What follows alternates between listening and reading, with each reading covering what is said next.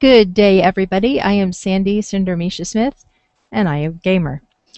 I do not have any fellow panelists to introduce themselves today, and I am not here to talk about anything new or hot inside the universe of Star Wars: The Old Republic. I did want to address something that we talked about in one of our previous episodes that we just brought up briefly. It was kind of a question that I sprung on the guys. They didn't know it was coming. And at the time, it was relevant because of some things that were going on online, as I mentioned in the episode, that Felicia Day had addressed in her blog, and there were some things going on with Anita Sarkeesian. That situation has continued to develop. At the time, it was just a very brief discussion, very brief response, not very in-depth at all. And it really is an issue that requires a more in-depth analysis, I believe, especially given some of the recent developments, specifically with reference to Anita Sarkeesian.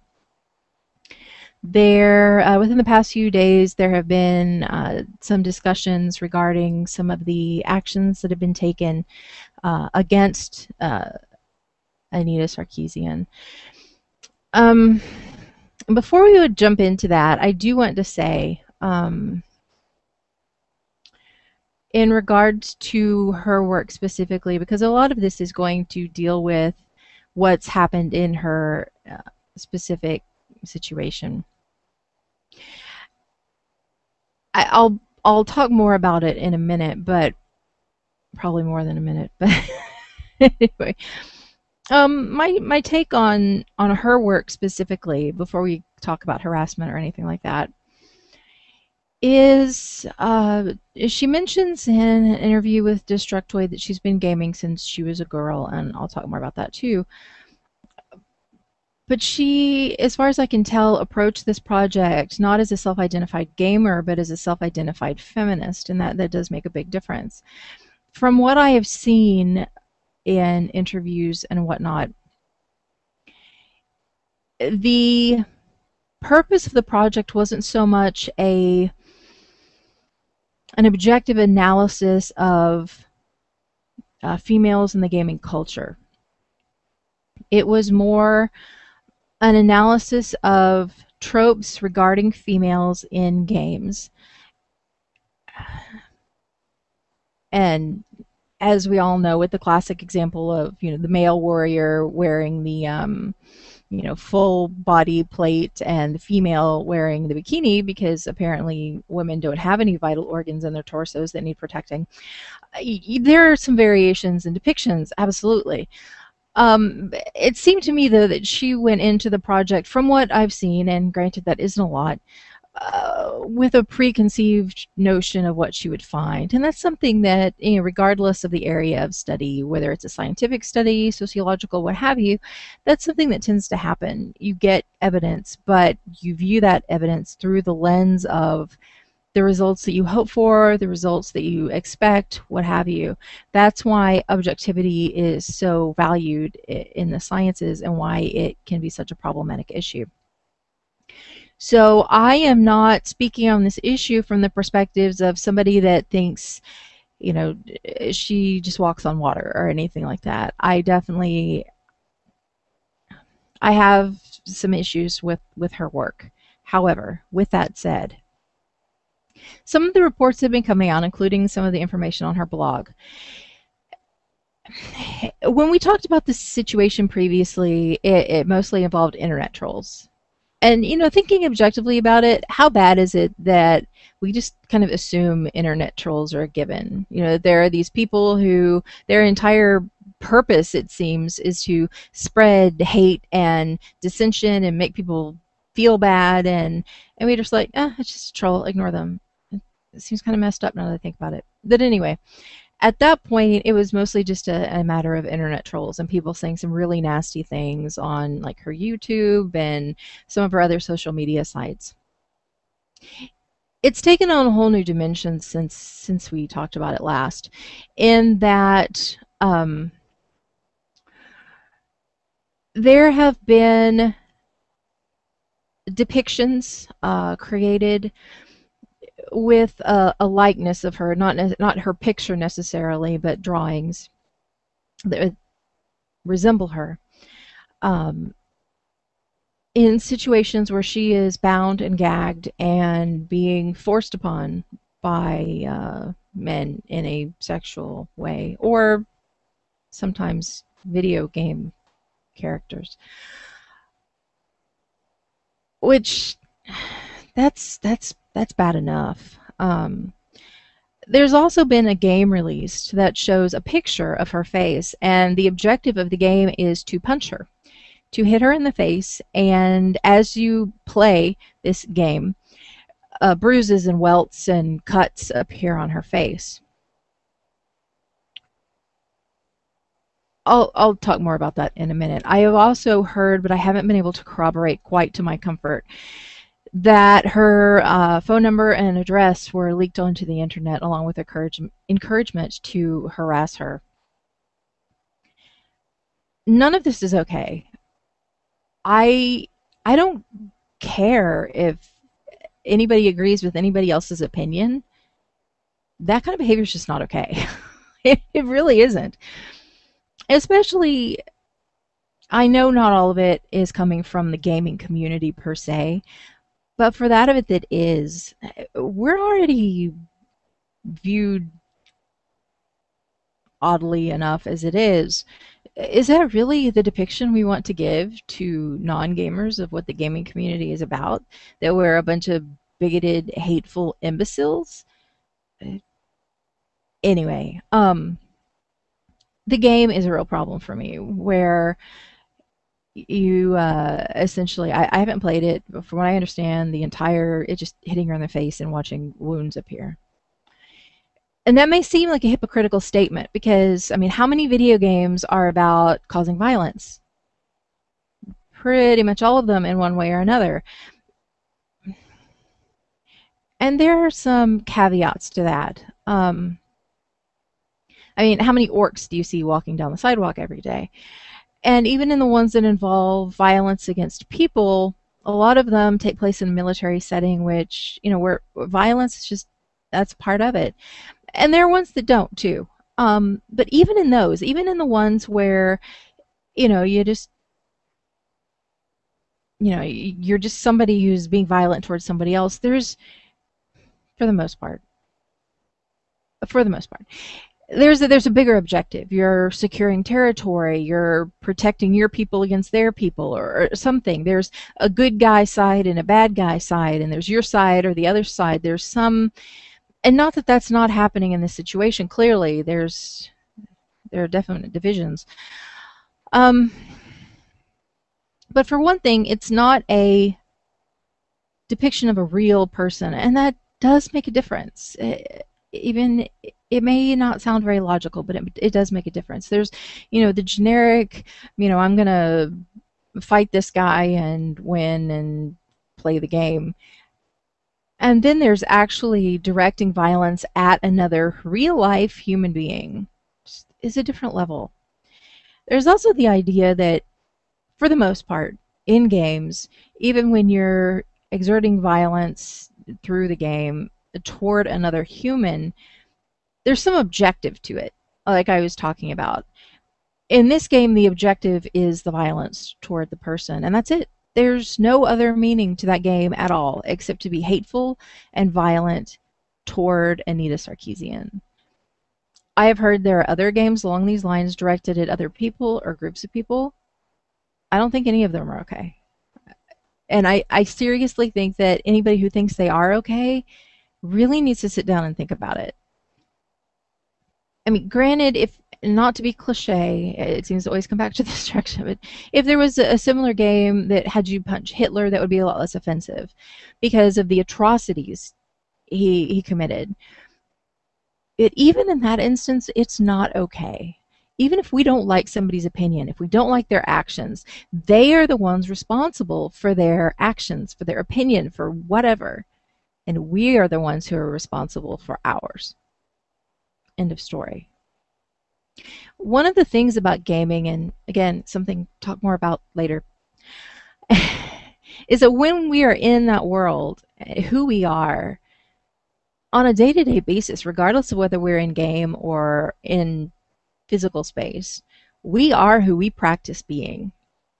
What we, to borrow one of the maxims, I can't think of the words. That's kind of funny. Anyway, um, one of the popular sayings, uh, what we think about, we bring about. And I'll be bringing that up again. So if we think of ourselves as these, evil people who, just like violence for violence's sake, that's going to creep into who we are. And I know people are out there going, please, but it does. It really, really does. And if you don't believe me, just pay attention for a few weeks or a few months. I mean, it's not an overnight process. And just see, if you find yourself different than you were, more impatient, more tend to be angry. Anyway, I don't want to get off on a huge soapbox in that direction. But yeah, this treatment is not okay. This is where I turn the other way. And I face the other community involved. Sexism in games and culture, is that really an issue? Is the sky blue? Of course it's an issue. It's been an issue. The sad thing is that the current state of things is quite a bit better than it used to be. Are the depictions and the storylines and the story functions of the female characters really the crux of the issue? No.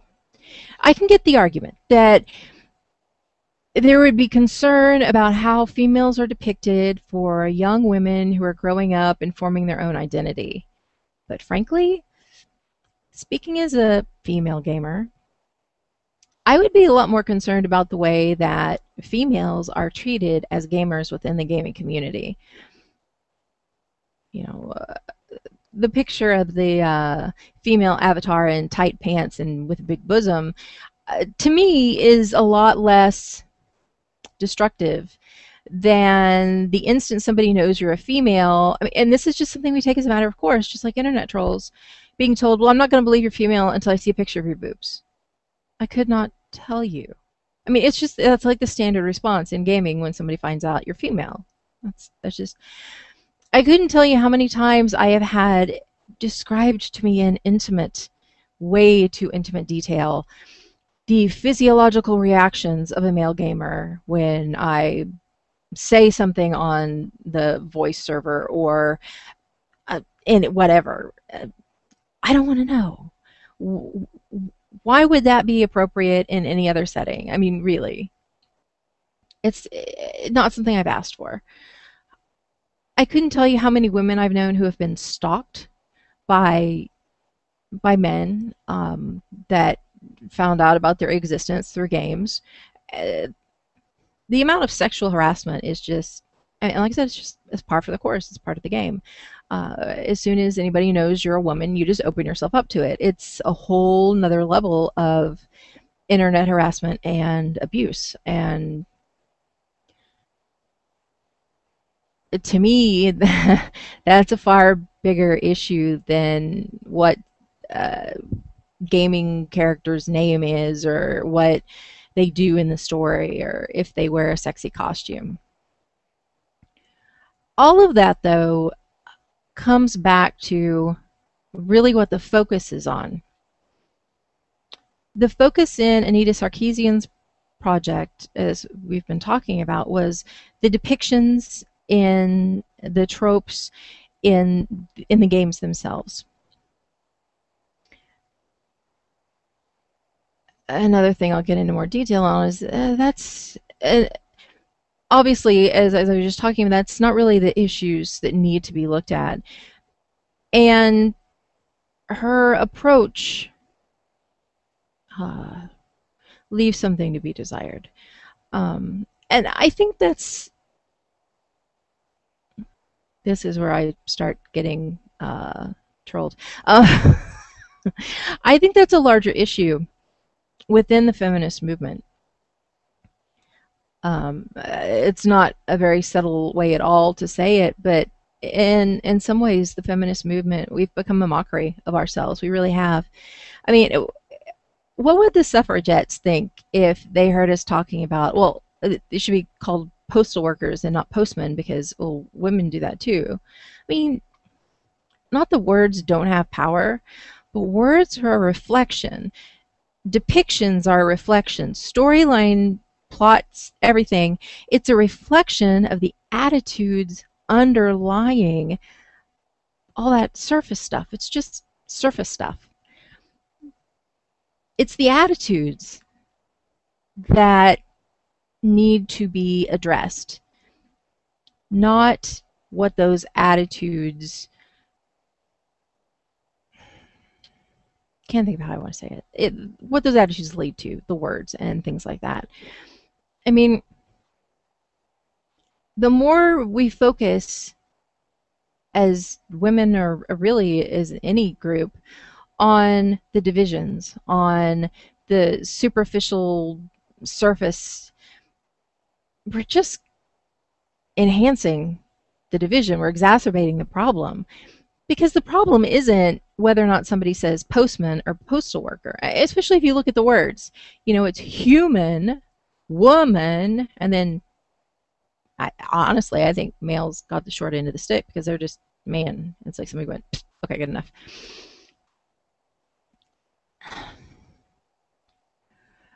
Really, in a day and age where, you know, there's massive poverty and hunger and genocide, and we're complaining about words, I wouldn't take us seriously either. And if you look at other movements that address issues of discrimination, I mean, let's look at the civil rights movement. I mean, did Martin Luther King focus on, or Rosa Parks focus on, well, don't call me colored? No, they were focusing on stop the segregation. You know, stop segregation in the schools, stop the segregation in the, you know, where I can sit in the bus, where I can drink from a water fountain, what restaurant I can go to, all of those kinds of things. It wasn't, you know, stop calling us this.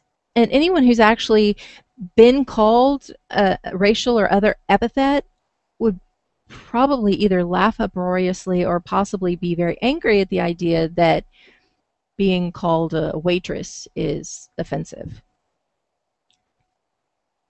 I know I just offended a lot of people, but it's true. At least in my opinion, and all of this is in my opinion. It reflects on nobody but me. Keep that in mind. So focusing on the issues and trying to bring about change. Anita Sarkeesian talked in an interview she did with Destructoid about how she's been a gamer since she was a child. So have I. And one of the things she talks about asking for as a child was a Game Boy. So yeah, I'm not old or anything. That's beside the point. But in her presentation of her project, there wasn't a lot of, that I saw anyway, focus on her self-identifying as a gamer. The focus was on her self-identifying as a feminist. That's part of the problem with the approach, in that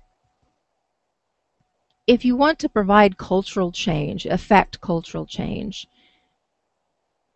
it's more effective if you are part of the culture. If you try to change a culture from the outside, that's conquest. I mean, really, look at history. It's far more effective to work within the culture.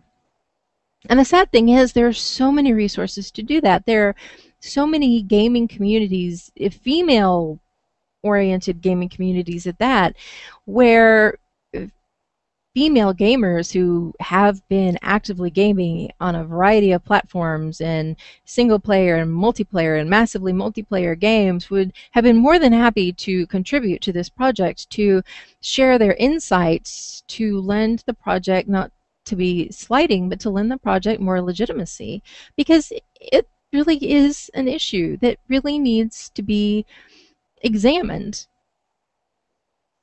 And I mean, there's going to be,